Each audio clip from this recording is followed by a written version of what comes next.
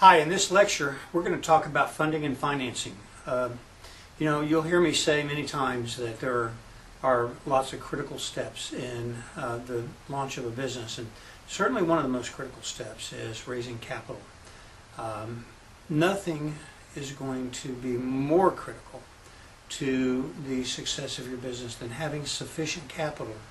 And capital really performs one primary function. Your business at some point in time is going to be positive cash flow. At least that's your hope.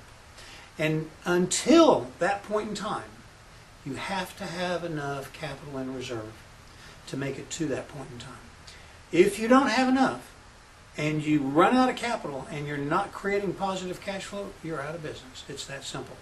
So managing your capital and managing your cash flow are two critical things. Now, we talked previously about managing your cash flow, but let's talk now about the capital formation process. How do you get funds? Where do you get them? What do you have to do?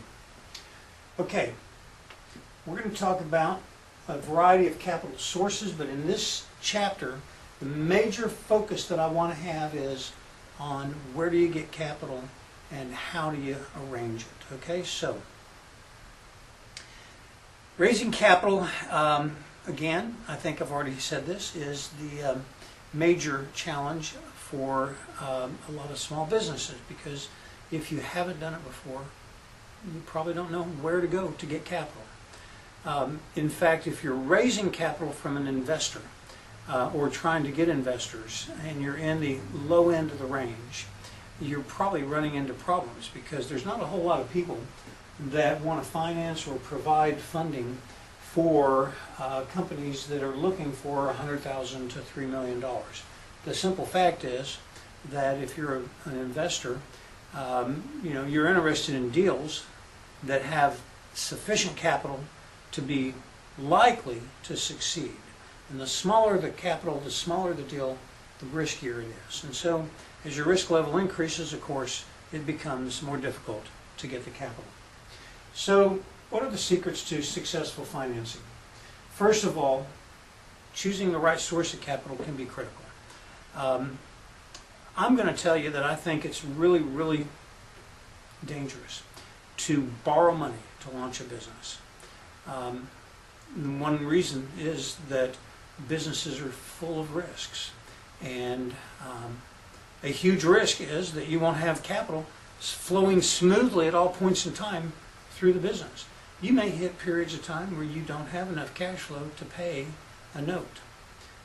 The challenge with a note is the bank or whoever gives you that note, the lender, is going to expect payment on a regular basis, and if you don't make payments on a regular basis, you're probably going to have a problem with them, and it could shut you down. So if you don't have any other sources of funding other than bank funding or debt funding, you're probably making a mistake in starting a business. You need to have some equity, some genuine equity, not debt financing.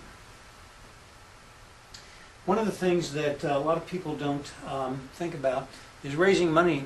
It takes a lot of time. It's a full-time effort.